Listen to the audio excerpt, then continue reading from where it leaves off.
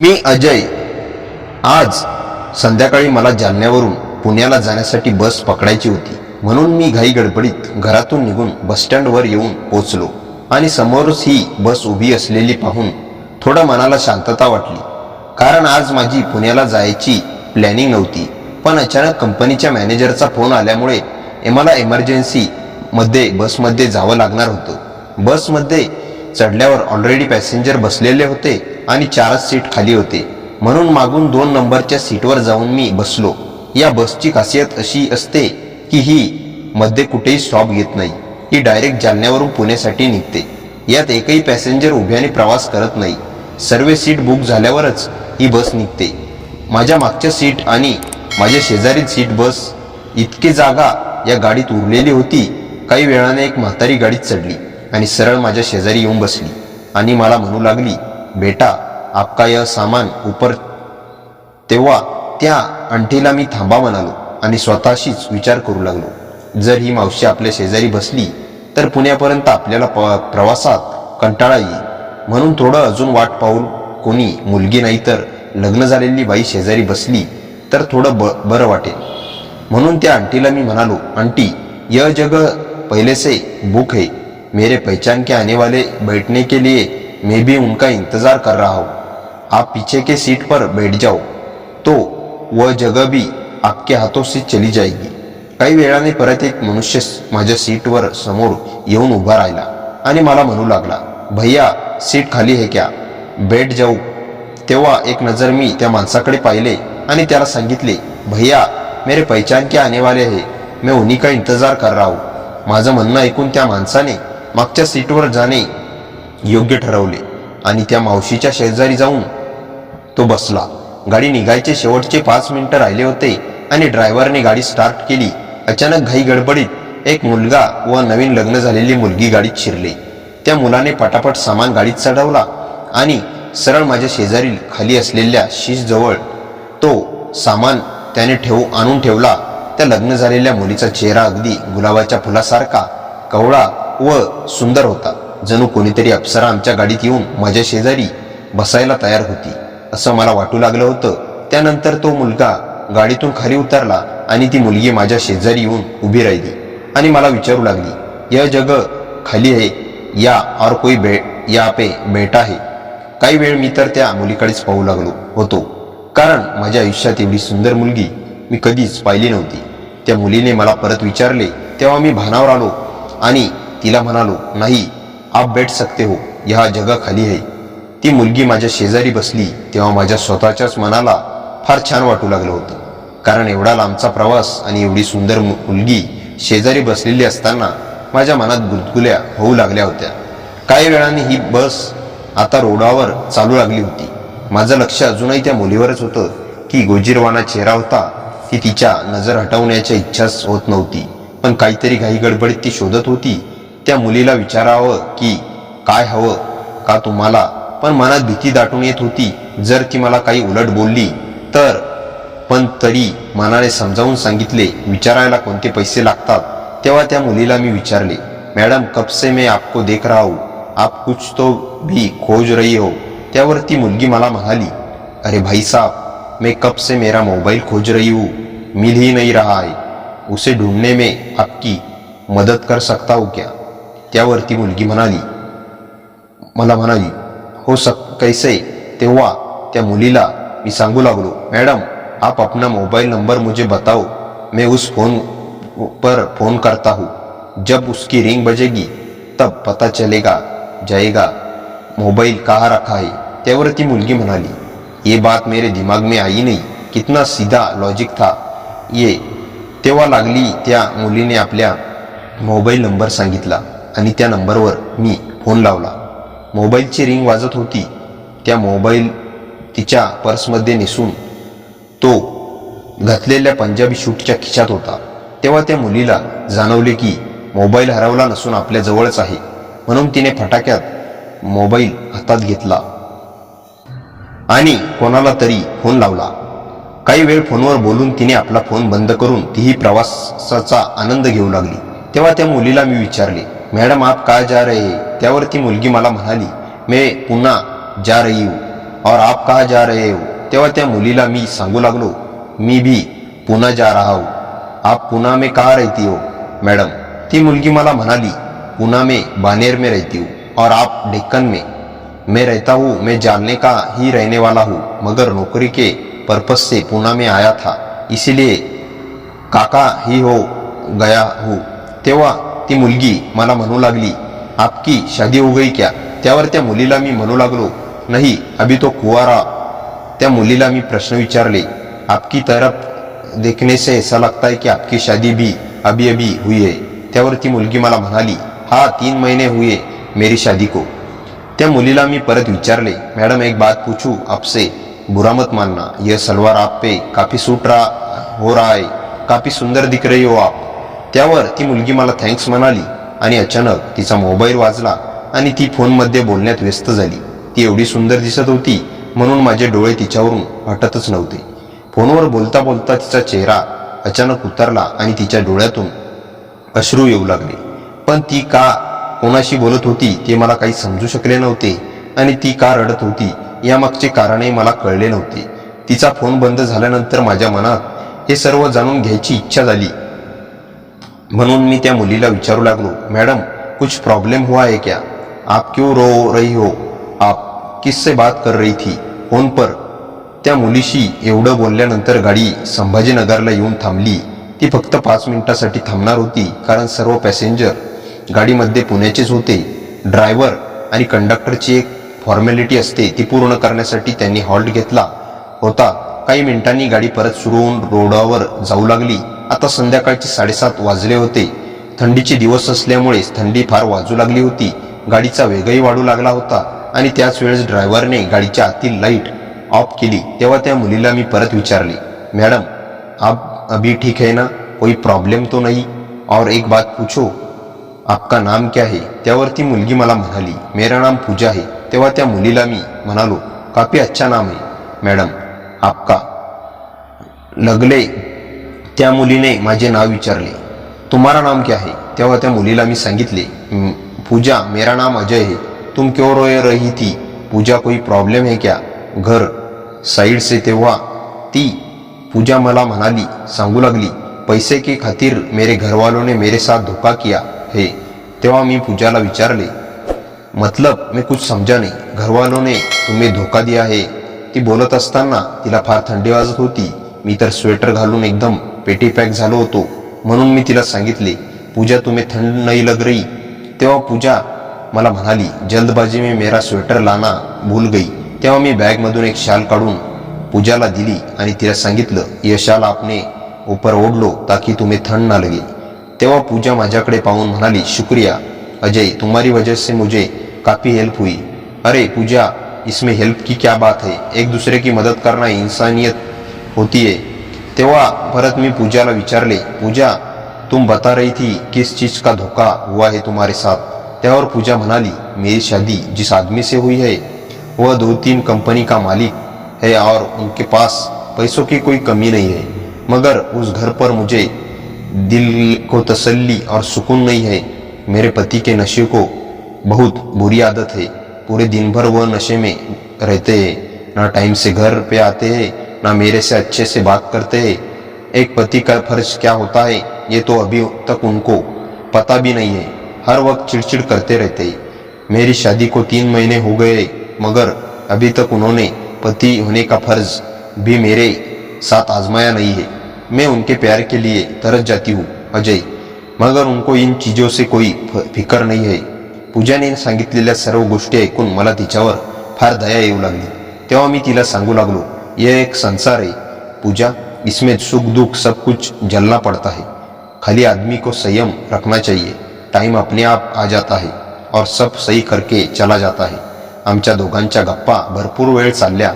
रात्र भरपूर झाली होती आणि पूजाला झोपही लागू लागली होती. मी तिला सांगून लागलो, पूजा अब तुम सो जाओ, अब जो भी करना है ऊपर वाले ही ने ही करना है और उस पर भरोसा रखो, सब ठीक हो जाएगा. असं सांगून मी सीटवर डोकं ठेवून झोपू लागलो आणि पूजाही तिच्या सीटवर बसून झोपू लागली. अधूनमधून माझे लक्ष पूजाकडे, तसाच एवढ्या अंधारातही तिचा चेहरा चंद्रासारखा चमकत होता.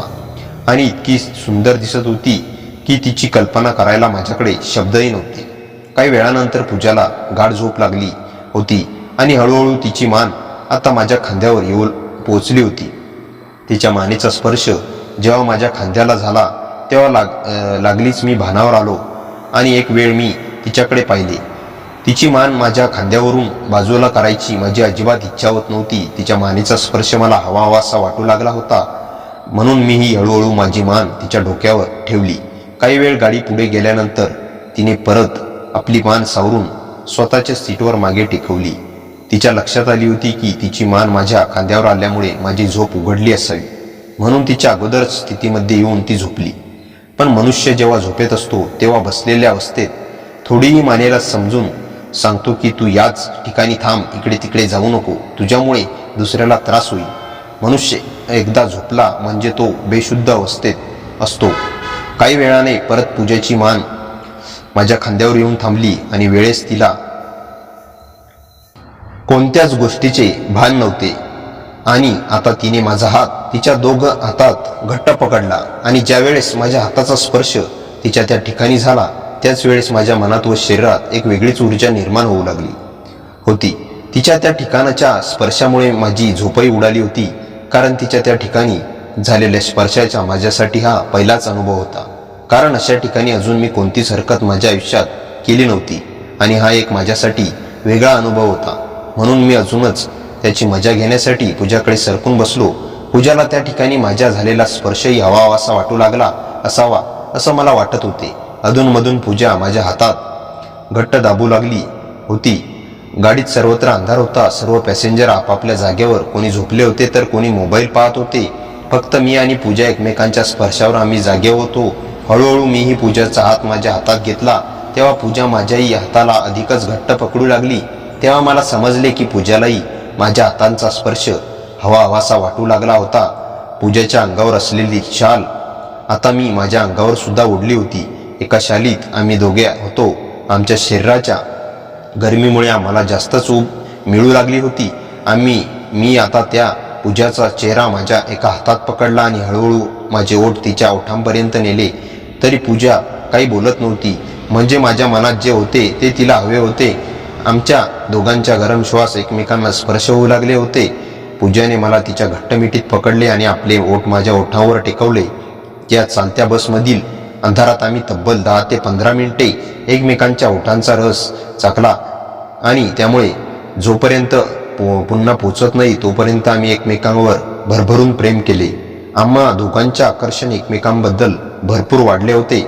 सकाळी 5 वाजेला आमची बस पुण्याला शिवाजीनगरला येऊन पोचली आणि त्याच ठिकाणी मी व पूजा आम्ही मोबाईल नंबरची देवाणघेवाण केली. तेव्हा पूजा मला म्हणाली, जब भी तुम मुझे फुर्सत मिलेगी अजय, मैं तुम्हें फोन करूंगी, तब तुम मुझे मिलने आ जाना.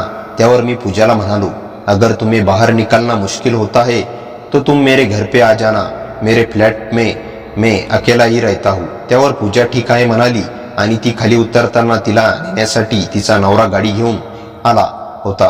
तिच्या नवऱ्यासमोर मी पूजाला काहीच बोललो नाही आणि ती गाडीत बसून मागे न बघता निघून गेली. आणि त्यानंतर मीही ऑटो पकडून माझ्या रूमवर येऊन पोहोचलो. पूर्ण रात्रभर झालेला प्रकार हा माझ्या डोळ्यासमोरच फिरत होता. कशातच माझं चित्त लागत नव्हतं. फक्त पूजाच्या त्या ठिकाणी झालेला स्पर्श आणि तिचा चेहरा वारंवार समोर फिरत होता. 2-3 दिवस आम्हा दोघांचे असेच निघाले तरी पूजाचा मला फोन आला नव्हता. मी तिच्याच फोनची वारंवार वाट पाहत होतो आणि दुपारी 2 वाजेच्या सुमारास अचानक माझ्या मोबाईलवर पूजाचा फोन आला. तेव्हा ती मला म्हणाली, अजय 2 दिन तुम्हारे बिना कैसे निकले, मैं कुछ नहीं कर सकती. तुम्हारे साथ बिताए हुए वो सब की यादें हर वक्त मेरे नज़रों के सामने से गुजरती है. मेरा किसी काम में मन नहीं लगता. हर वक्त तुम्हारा चेहरा सामने आया रहता है. तेव्हा आम्ही पूजाला म्हणालो, पूजा मेरी हालत भी ऐसी ही है. मुझे किसी भी तरह से तुमसे मिलना है. तुम कब फ्री होंगे? अजय, मैं कल सुबह 12 बजे फ्री मिलने आऊँगी, क्योंकि मेरे हस्बैंड 2 दिन के लिए मुंबई जा रहे हैं. उसके बाद हम मिलने की प्लॅनिंग करेंगे. एवढं म्हणून मी पूजाला फोन कट केला. मला फक्त दुसऱ्या दिवसाची आतुरता राहिली होती. दिवसभर फोनकडे पाहून तिच्याच फोनची वाट पाहू मी लागलो होतो, कारण माझ्या आयुष्यात एवढी सुंदर मुलगी येऊन तिच्याशी मी फक्त झोपेतच ओळख करू शकलो. अक्षरशः तिला समोरून मन भरून पाहण्याची अजूनही माझी इच्छा होती. असे अनेक विचार करत करत रात्र केव्हा झाली आणि केव्हा मला झोप लागली ते मला कळाले नाही. सकाळी 9 वाजेच्या परत पूजाचा फोन माझ्या मोबाईलवर आला आणि ती मला म्हणू लागली, अजय, मैं 10 बजे तक डेक्कन बस स्टँड पर पहुंच जाऊंगी, तुम वहाँ आके मुझे पिकअप कर लेना. एवढं म्हणून तिने फोन कट केला आणि मी फटाफट तयार होऊन तिची येण्याची वाट पाहू लागलो. मी अर्ध्या तासातच तयार होऊन डेक्कन बस स्टँडवर जाऊन पोहोचलो आणि येणाऱ्या जाणाऱ्या प्रत्येक गाडीवर लक्ष ठेवू लागलो. 10:15 परत पूजाचा फोन माझ्या मोबाईलवर आला आणि डेक्कन बस स्टँड समोर असलेल्या डोमिनो जवळ ती उभी असल्याची माहिती तिने दिली. मी 0 मिनिटाचा आत धावतच पूजाजवळ येऊन पोहोचलो. तिच्या डोळ्यात एक वेगळीच ऊर्जा व आनंद मला दिसला. मला पाहिल्यावर तिच्या चेहऱ्यावर एक गोड हास्य तयार झाले. त्यानंतर आम्ही दोघे माझ्या रूमवर आलो. त्यानंतर मी पूजाला सोफ्यावर बसवले आणि तिच्यासाठी एक ग्लास पाणी आणले आणि त्यानंतर तिला विचारले, पूजा, तुम ब्रेकफास्ट करोगी? तेव्हा पूजा मला म्हणाली, नाही अजय, मी ब्रेकफास्ट करके आई हूँ. मग माझी ब्रेकफास्ट करण्याची इच्छा केली होती. मला फक्त पूजासोबत टाइम स्पेंड करायचा होता आणि त्यासाठी पूजा माझ्यासोबत आली होती. मी सर्व गोष्टी बाजूला ठेवून पूजाच्या शेजारी जाऊन बसलो आणि तिला विचारू लागलो, अभी सब ठीक है ना पूजा? पहले से कोई दिक्कत तो नहीं है ना तुम्हारे हस्बैंड की? त्यावर पूजा मला म्हणाली, उनकी दिक्कतें तो खत्म नहीं होगी अजय, वो जैसे है वैसे ही रहेंगे, मगर मुझे तुमसे काफ़ी उम्मीदें हैं. मुझे जो चीज़ चाहिए, जो मुझे नहीं वो दे सकते हो, प्यार मैं तुमसे पाना चाहती हूँ. असं म्हणून पूजाने लागलीच माझे दोघे हात तिच्या हातात पकडले आणि एकटक नजरेने माझ्याकडे ती पाहू लागली. मी तिच्याकडे एकटक नजरेने पाहू लागलो होतो. तिची सुंदरता मला तिच्याकडे आकर्षित करत होती. हळूहळू मी माझे ओठ तिच्या ओठांपर्यंत नेले. आता फक्त आमच्या श्वासातून निघणाऱ्या गरम हवांचा स्पर्श आम्हा दोघांना होऊ लागला होता. त्यामुळे आम्ही दोघांच्या अंतर्मनात एक वेगळीच तरंग निर्माण होऊ लागली होती. पूजाने वेळ वाया न जाऊ देता फटक्यात आपले ओठ माझ्या ओठांवर टेकवले आणि परत आम्ही 10 ते 15 मिनिटांपर्यंत एकमेकांच्या ओठांचा रस चाकला आणि एकमेकांच्या मिठीत आम्ही एवढे घट्ट सामावून गेलो की आम्हाला कोणत्याच गोष्टीचे भान राहिले नव्हते. हळूहळू आम्ही एकमेकांचे कपडे बाजूला ठेवून एकमेकांवर भरभरून प्रेम करू लागलो होतो आणि ज्या प्रेमाचे सुख पूजाला लग्नानंतर मिळाले नव्हते, ती इच्छा, ते सुख मी तिची पूर्ण केले होते. त्यामुळे पूजा मला सोडायची अजिबात इच्छा नव्हती. जोपर्यंत आम्ही दोघं पुण्याला होतो तोपर्यंत महिन्यातून 2-3 वेळेस आम्ही माझ्या फ्लॅटवर भेटायचो आणि भरभरून प्रेम करायचो. अशा प्रकारे बसमधून सुरू झालेले आमचे प्रेम हे आता रिअल लव्ह मध्ये कन्व्हर्ट झालं होतं. 1 वर्षात आत पूजाने तिच्या नवऱ्याला घटस्फोट दिला. त्यानंतर मी पूजाशी लग्न केलं. आता आम्ही दोघं नवरा बायको म्हणून अगदी आनंदात जीवन जगत आहोत. अशा प्रकारे पूजा माझ्या नशिबात आणि आयुष्यात आली होती. लग्नानंतरचे पहिले काही महिने आमच्या दोघांसाठी जणू नव्या जीवनाची सुरुवात होती.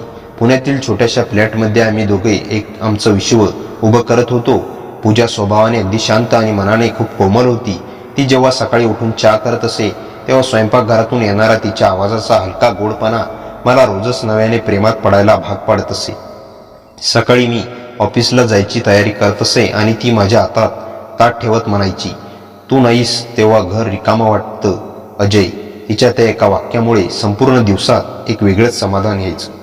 आम्ही दोघे रिकाम्या वेळेत बाल्कनीत बसून एकमेकांचे हात हातात घेत बोलत बसायचो.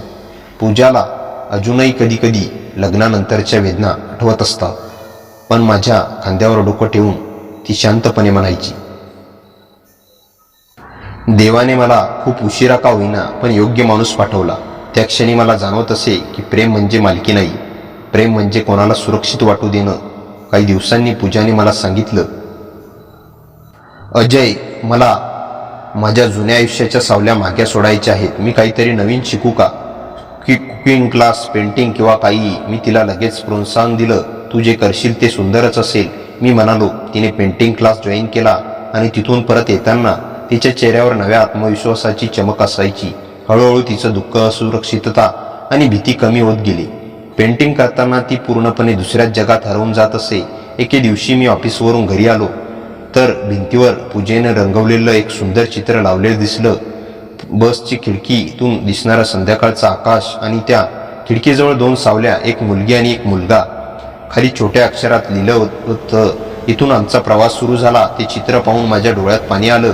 मी तिच्या जवळ गेलो आणि तिचा हात हातात घेत म्हणालो, पूजा, तुझ्या भेटीनंतर माझ्या आयुष्यात पहिल्यांदाच मला असं वाटतं की मी कुणासाठी खरंच महत्वाचं आहे. ती डोळे मिटून माझ्या छातीवर डोकं ठेवत म्हणाली, अजय, मला अजूनही भीती वाटते. तू कधी दूर जाशील की काय. मी तिच्या केसावरून हात फिरवत शांत आवाजात म्हणालो, मी तुझ्यासोबत आहे पूजा, आता आणि कायम. पूजेने डोळे उघडून मला पाहिलं. त्या नजरेत प्रेम, विश्वास आणि अढळ आधार दोन्ही होते. त्या संध्याकाळी आम्ही एकमेकांना मिठी मारत खूप वेळ तसंच शांत बसलो. बाहेर पावसाचे थेंब पडत होते आणि आत आमच्या दोघांच्या मनात शांततेचा नवा अध्याय लिहिला जात होता. आमच्या नात्यांच्या या नव्या टप्प्यात एकच गोष्ट जाणवत होती, कधी कधी बसच्या एका प्रवासात सुरू झालेली ओळख नियतीचं संपूर्ण आयुष्य बदलू शकते. समय जसजसा पुढे जाऊ लागला तसे आमच्या नात्यातील शांतता आणि प्रेम आणखी घट्ट होत गेले. पण प्रेमाचा प्रवास कधी सरळ नसतो. एखाद्या क्षणी येणारे ढगही मनावर छाया करतात. तसंच काहीसं आमच्या सोबतही घडलं. पूजाच्या पेंटिंग क्लास जोरात सुरू होता. ती रोज संध्याकाळी 6:45ला परत यायची. ती परत आली की घरात जणू प्रकाश यायचा. एके दिवशी मी ऑफिसवरून लवकर घरी आलो. वेळ 7:30 वाजले झाले, पण पूजा आली नव्हती. फोन केला तर फोन स्विच ऑफ. पहिल्यांदाच तिचा फोन बंद होता. मनात बेचैनी वाढू लागली.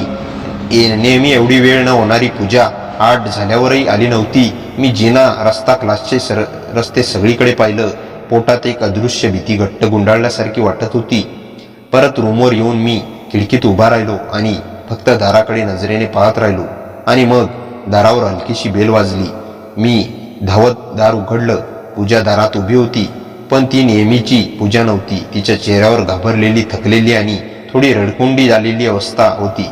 तिचे हात थरथरत होते. मी तिला आत घेऊन आलो आणि शांत स्वरात विचारलं, पूजा, काय झालं. काही क्षण ती माझ्याकडे फक्त रिकाम्या नजरेने पाहत राहिली. मग हलक्या आवाजात म्हणाली, अजय, आज माझ्या क्लासच्या बाहेर मला कोणीतरी फॉलो करत होतं. माझं हृदय एकदम दडपलं. काय, कोण. ती थरथरत म्हणाली, कळलं नाही, पण 2 दिवसापासून मला वाटत होतं की कोणीतरी मागून बघतंय. आज तर मी क्लासमधून बाहेर पडले तेव्हा एक अनोळखी माणूस मला पाहत उभा होता. मी रिक्षा पकडली तर तो माझ्या मागून येत होता. मी तिचा हात पकडून तिला बसवलं. तिचा हात पूर्ण घामाने ओला झाला होता. पूजा, काही नाही होणार, तू सुरक्षित आहेस, मी आहे ना. ती काही बोलली नाही, फक्त माझ्या छातीवर डोकं ठेवून रडू लागली. मी तिच्या पाठीवर हात ठेवून तिला शांत करत राहिलो. काही वेळाने ती थोडी सावरली आणि म्हणाली, अजय, मी माझ्या जुन्या आयुष्यातून बाहेर पडले आहे. मला परत तिथे ढकललं जाऊ नको. त्या वाक्यानं मला सगळं समजलं. तिच्या मनात तिच्या पूर्वीच्या नवऱ्याची सावली अजूनही दाटलेली होती. मी तिच्याकडे चेहऱ्याकडे पाहून शांत आवाजात म्हणालो, पूजा, तुझ्या आयुष्याला आता कोणी स्पर्श करू शकत नाही. जो आहे तो मी आहे आणि मी कोणालाही तुला दुखावू देणार नाही. तिच्या डोळ्यात हलकीशी चमक दिसली. भय आणि विश्वास दोन्ही एकत्र मिसळलेले. त्या रात्री मी पूजाला माझ्या जवळच झोपवलं. ती झोपेपर्यंत माझा हात घट्ट धरून होती. जणू सोडला तर काहीतरी वाईट होईल. आणि मी मात्र तिच्याकडे पाहत बसलो. कारण त्या क्षणी मला जाणवलं, प्रेम ही फक्त जवळ येण्याची भावना नसते. प्रेम म्हणजे कोणाला भीतीतून बाहेर काढणं. दुसऱ्या दिवशी सकाळी मी पेंटिंग क्लासला स्वतः गेलो. शिक्षकांशी बोललो, सभोवतालं पाहिलं. काही वेगळं दिसलं नाही, पण मला सावध राहणं आवश्यक होतं. त्या दिवसानंतर मी पूजाला सोडायला आणि आणायला स्वतः जाऊ लागलो. काही दिवस सर्व शांत होतं. पूजाच्या चेहऱ्यावर परत आनंद दिसू लागला होता. पण शांतता कधी कधी वादळा पुरवायची असते आणि त्या वादळाची चाहूल मला एका अनोळखी फोन कॉलने मिळाली. अजय, तुमची बायको पूजा ना, तिच्याबद्दल तुम्हाला सर्वात महत्त्वाची गोष्ट सांगायची आहे. माझा श्वास एका क्षणासाठी थांबला. हा कॉल कुणाचा आणि तो पूजाबद्दल काय सांगणार होता. अनोळखी फोनने माझ्या अंगावर काटा उभा केला. मी शांत आवाजात विचारलं, आप कौन बोल रहे हो और पूजा के बारे में क्या कहना है. फोनच्या दुसऱ्या बाजूने जरा घाईचा आणि तणावाने भरलेला आवाज आला. मी संभाजीनगर पोलीस स्टेशनवरून बोलतोय.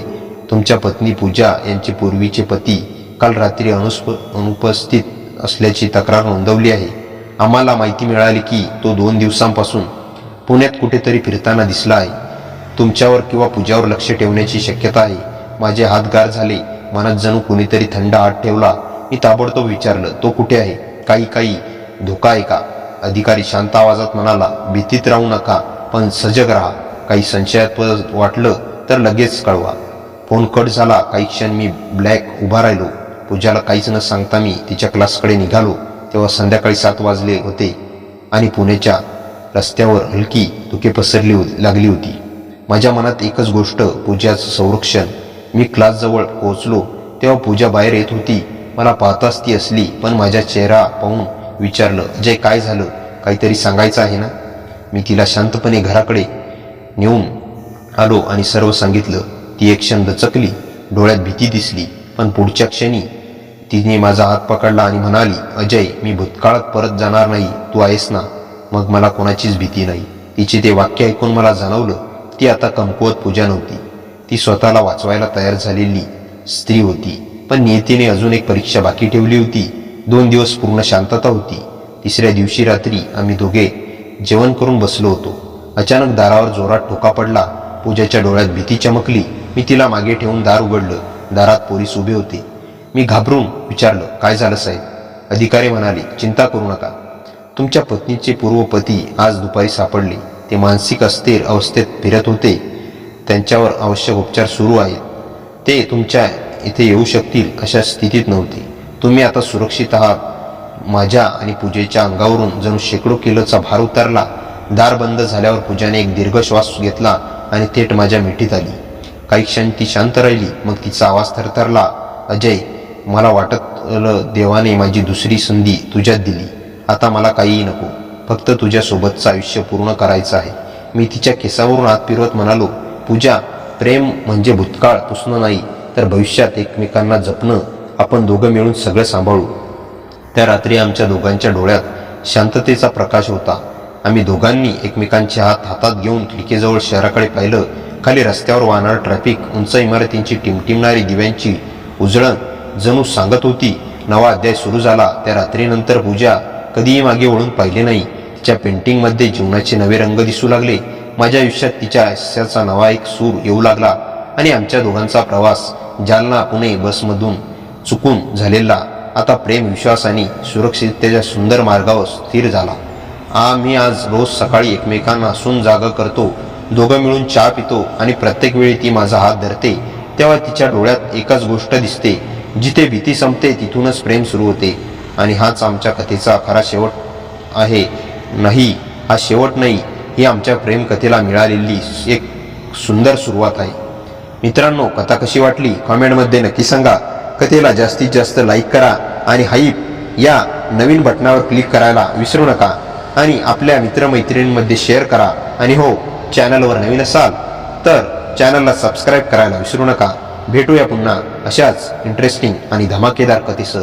तोपर्यंत हसत राहा, खुश राहा. धन्यवाद.